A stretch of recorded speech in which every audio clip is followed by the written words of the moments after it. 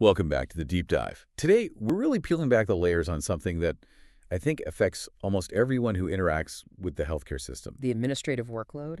Exactly. Yep. The operational costs are just soaring. Yeah. Physician burnout is Yeah. it's at a critical level, and patient demand just keeps climbing. And that administrative overhead, it's frankly strangling the system. It's like a hidden tax on getting good care. Mm-hmm. Our sources for this deep dive, and we're looking at a bunch of research excerpts on administrative optimization on workflows, they all point to the same thing. If we don't fix the paperwork, the phone calls, the system is just, it's going to fail. And when a problem is that big, Right. you need a big solution. Mhm. What our sources are pointing to is the rapid deployment of AI voice agents. Right. We're not talking about simple robocalls. These are really sophisticated conversational systems, and they're engineered for one thing, automating the healthcare front desk. And that's our mission for this deep dive.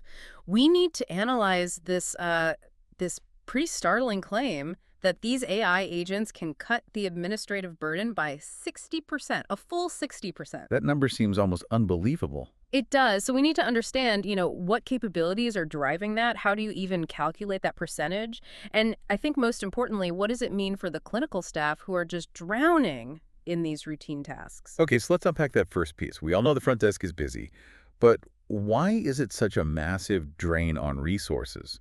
Why does it need this kind of drastic intervention? It's the sheer volume, but it's also the complexity of what they're handling. A front desk it's not just an answering service. They are the gatekeepers for everything, for access, for data accuracy, for the entire patient experience. And the research points to some specific challenges, right? Yeah, 5 major systemic ones that really prove we need a change. The first one, and it's the one you feel immediately as a patient, is just the long wait time. Oh, the hold music. Exactly. You call, you get put on hold, you show up, you get a long queue. It's more than just an annoyance. It sets a negative tone for the entire visit, and some people just give up. And I have to imagine that feeds right into the second problem, which is staff burnout. It does. Directly. I mean, can you imagine spending 8 hours a day managing frustrated people while doing these highly repetitive tasks? It sounds draining. It is. The pressure is just constant, and because of that, you lose good, experienced people. And then the new hires, they take time to train, which it slows the whole operation down even more. So beyond the frustration and the turnover, where does this friction introduce, actual risk? And that brings us to human error. That's the third point. When staff are rushed, when they're tired, when they're toggling between like 5 different screens, mistakes are just inevitable. Like a wrong insurance code or... A wrong insurance code, a wrong appointment date, a missed pre-authorization. These aren't small things. They spiral. They cause rescheduling nightmares, billing problems, and then that just creates even more admin work down the line. It's a vicious cycle. It is, which leads right into the fourth point. Yeah. Resource misallocation. This is probably the biggest financial drain of all. How so?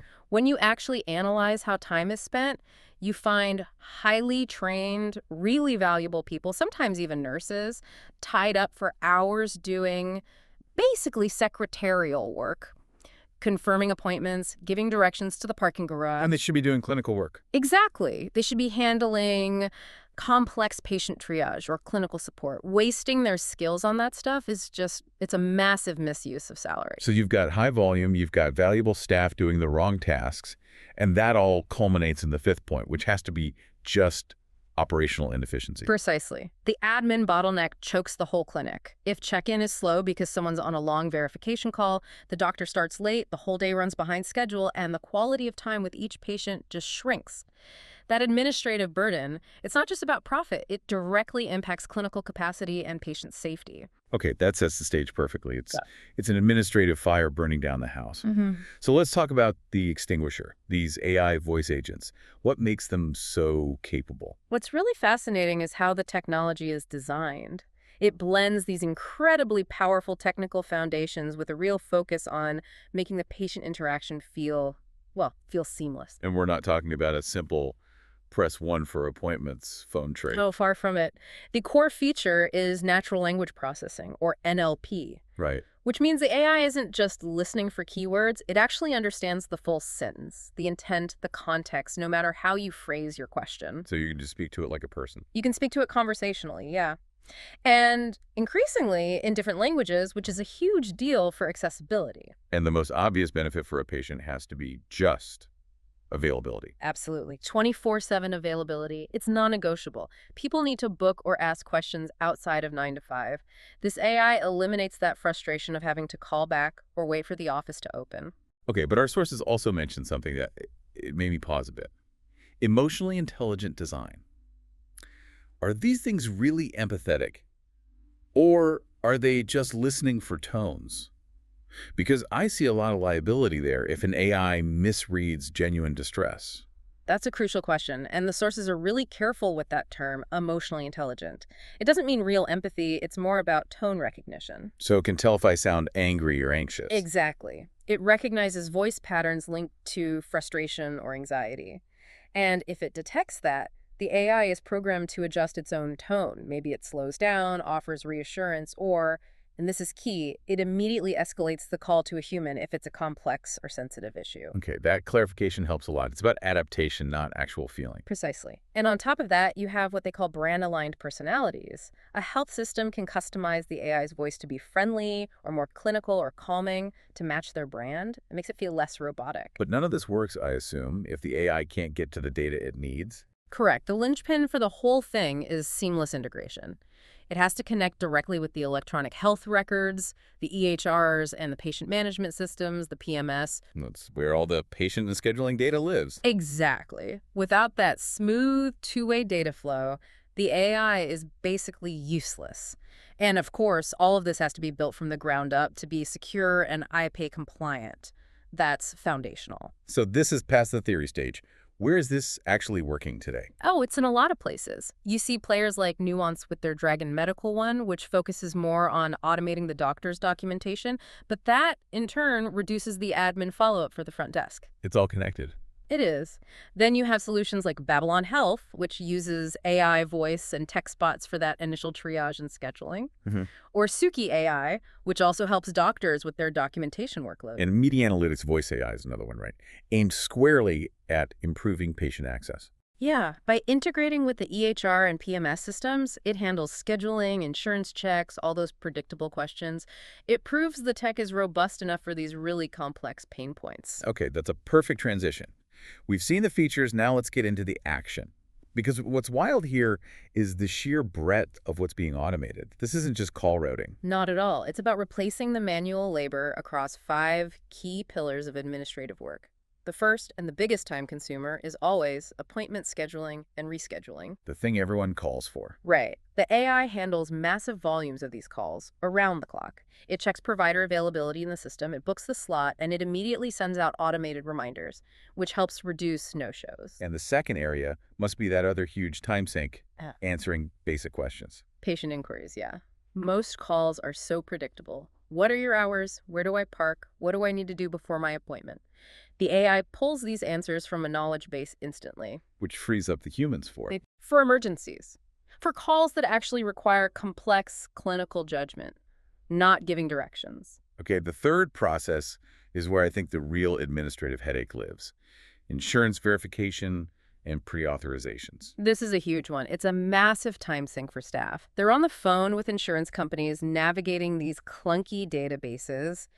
The AI can integrate with those databases directly. So it can check coverage instantly. It can verify coverage, it can kick off the pre-authorization process, and it can flag any potential financial issues before the patient even shows up. It streamlines the whole financial piece of the puzzle. And then you have all those smaller routine tasks that just pile up. Like prescription refills, that's the fourth one.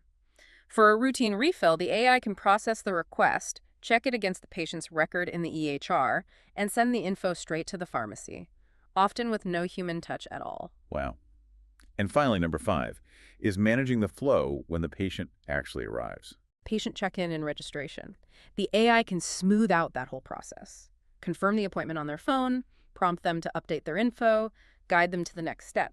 It cuts down on those physical lines at the desk and keeps the clinic on schedule. Okay, this is where it gets really interesting for me.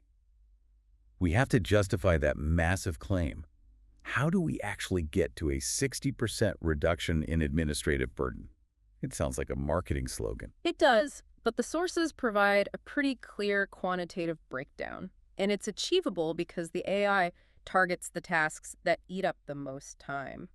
So let's look at the numbers. Okay, so let's take an average administrative staff member's day.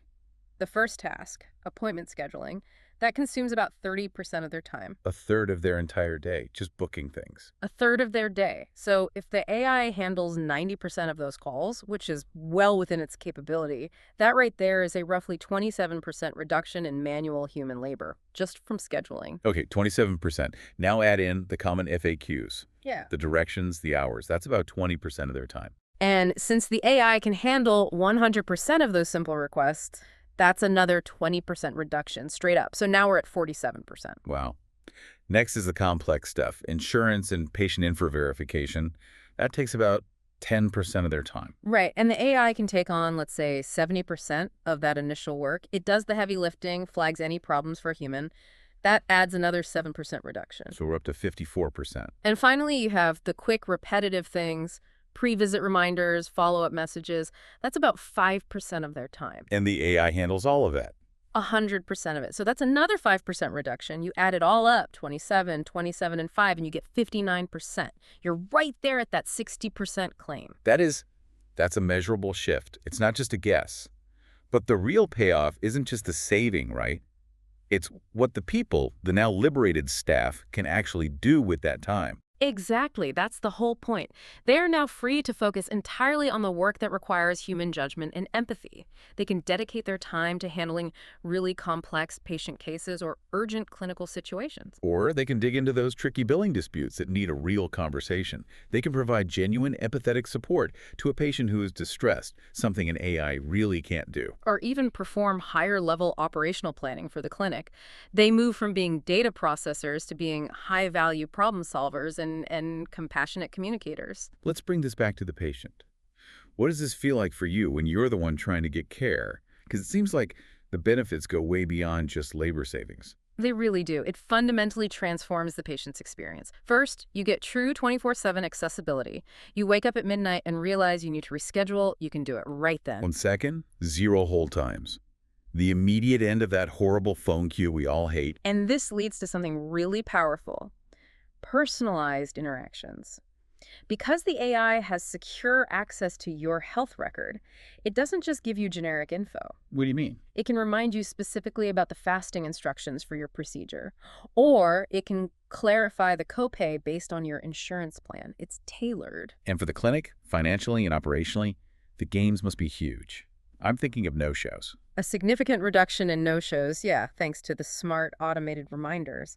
That saves clinics a fortune. And then there are the direct labor costs. Immediate lower labor costs. Because one AI system can handle the workload of several full-time employees, the return on investment is really fast, but maybe the biggest operational win is just scalability. Right, like during flu season. Exactly. A huge surge in calls doesn't break the system. The AI just scales up instantly. No need to hire temps or burn out your existing staff with overtime. So it seems like all the sources really converge on this one conclusion. Yeah, The future is a hybrid model. it is. It's about combining the best of both worlds. You let the AI manage all the predictable, high-volume, data-driven tasks with speed and accuracy. And the human staff, now freed from that 60% burden, they handle the things humans are best at: the clinical triage, the nuanced, empathetic communication, and all the complex exceptions. That's the model. That's how you deliver high-quality, personalized care efficiently. So what does this all mean for you, the listener? I think the core message here is pretty clear. This kind of intelligent automation, it's a direct investment in making care more accessible and in the well-being of the entire clinical team. And this 60% cut is really just the beginning. It's the starting line. We're already seeing companies like Cabot Solutions using the same integrated framework for much deeper functions. Not just scheduling. Not just scheduling. Things like enhancing clinical decision support for doctors, proactively detecting fraud, managing complex regulatory compliance. The front desk is just the gateway to a total shift in how healthcare manages data and patients. Which brings up a really provocative final thought, one that builds directly on what we see in the sources today. If this primary administrative burden, that 60% of repetitive work, is reliably solved by AI, freeing up millions of human hours, how quickly will the healthcare industry pivot? How fast will they go from using AI for basic tasks to leveraging its ability to spot patterns for much higher level functions? Things like proactive fraud detection on a massive scale, or complex operational planning for an entire hospital system. Exactly. Redefining the entire infrastructure of patient and data management is something to think about as you integrate this knowledge. A really profound shift, moving the entire conversation from efficiency all the way to strategy. And that's it for this deep dive. We'll talk to you next time.